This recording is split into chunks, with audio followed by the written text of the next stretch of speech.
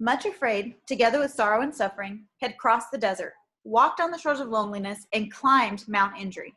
Now the shepherd had told them the next part of their journey would lead them through the forest of danger and tribulation. Almost as soon as they reached the trees, they saw the mean, sickly face of self-pity looking from behind one of the trunks. Poor little Much Afraid. Why should the shepherd lead a lame, frightened thing like you through dangers and troubles? Really, I think this time he's gone too far.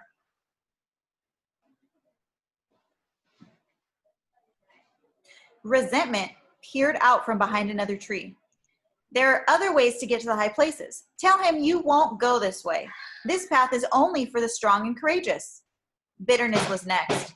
What does he think he is doing? After all you've been through, still he always has something worse ahead. Craven fear and pride stood on the path in front of them. You will never make it through danger and tribulation. You might as well give up and turn back. Much Afraid tried to keep walking, but found that when she limped painfully whenever she heard the voices, but she couldn't help put her fingers in her ears with dropping the hands of her helpers.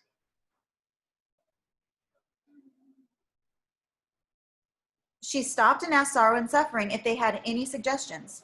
Suffering opened the little first aid kit hanging on her belt, took out some cotton, and firmly plugged the ears of Much Afraid.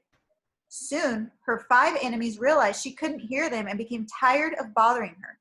They left her alone, but planned to somehow get her attention later. At first, the forest didn't seem very bad at all. The sun was shining, and Much Afraid actually felt excited. Here she was, walking through. Oh, here we go.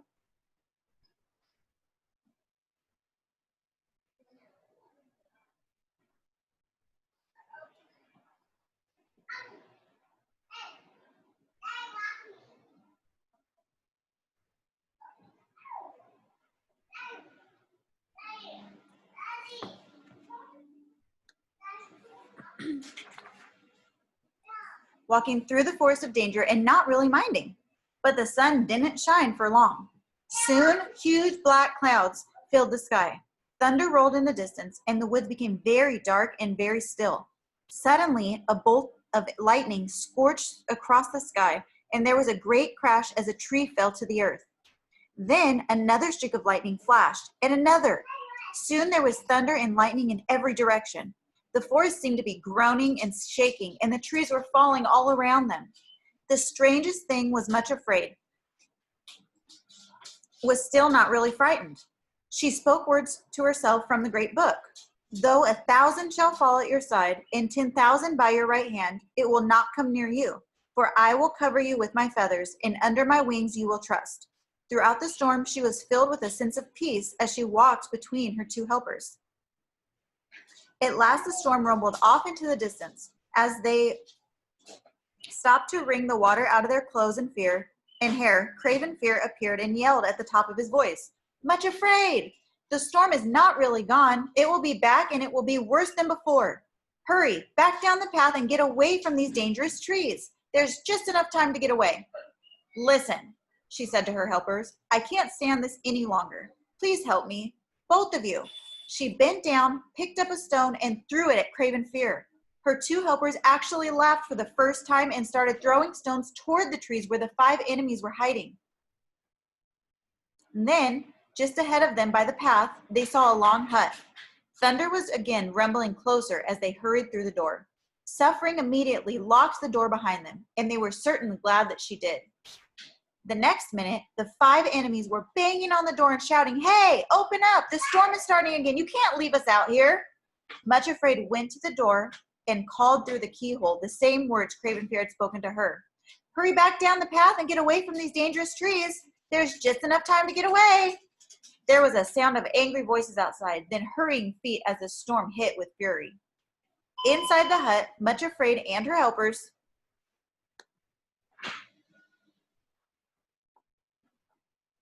found everything they needed to stay warm and comfortable. In a short time, while the storm raged outside, the 3 were sitting around a crackling fire, drinking hot chocolate.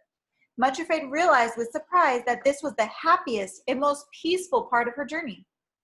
As they lay down on the mattresses they found piled in a corner, she repeated to herself softly, He has covered me with his feathers, and under his wings I will trust. The storm continued for several days. Much Afraid came to know sorrow and suffering in a new way and began to understand more of their mountain language. She found that they were becoming more than just her helpers, they were becoming her friends. At last they started out once again. With their supply sack filled with water and food taken from the cabin's well-stocked pantry, the storm was over. But a heavy mist remained everywhere. It was so thick that they could only see the trees on either side of the narrow path. The ground was very muddy and slippery as they walked through the fog day after day. Finally, Much Afraid cried out, "Will this fog ever go away, I wonder?" A voice she knew all too well answered back from beyond the trees. "No, it won't," said Resentment. "This is how it is all the way up the mountains. It will be like this for the rest of your journey." Much Afraid pretended not to hear him, but he kept on talking. "Have you noticed, Much Afraid, that the path isn't going up? It's staying level. You missed the upward way, and now you're just going around and around in circles."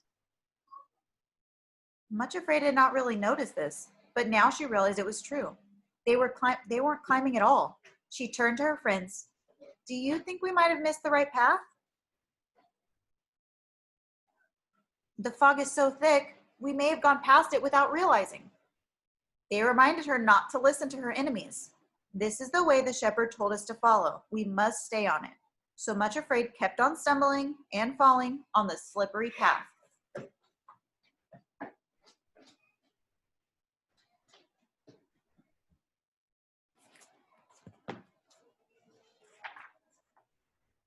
Bitterness broke in clearly. "Well, you should at least go back and look instead of going on and on the wrong way."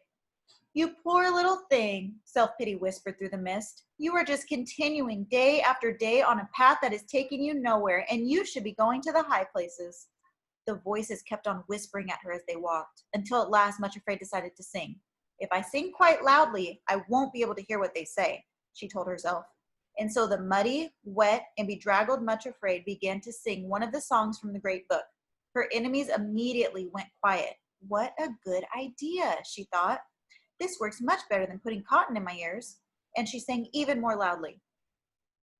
"Hello, Much Afraid," said a cheerful voice close beside her. "I like the song you're singing." And there, walking beside them, with a pleased smile on his face, was the shepherd.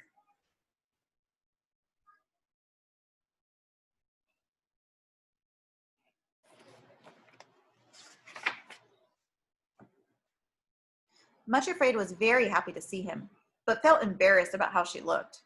She wondered how long he had been walking with them, and how many times he had seen her slip and fall. "Much Afraid," he said softly, knowing her embarrassment. "I don't think of you as you are now. When I look at you, I see you as you will be when I have brought you to the kingdom of love. When I notice you finding the path hard and slipping and falling, it only makes me think of what you will be like when you are leaping and skipping on the high places." Much Afraid reached out and took his hand, and they walked on singing the song together.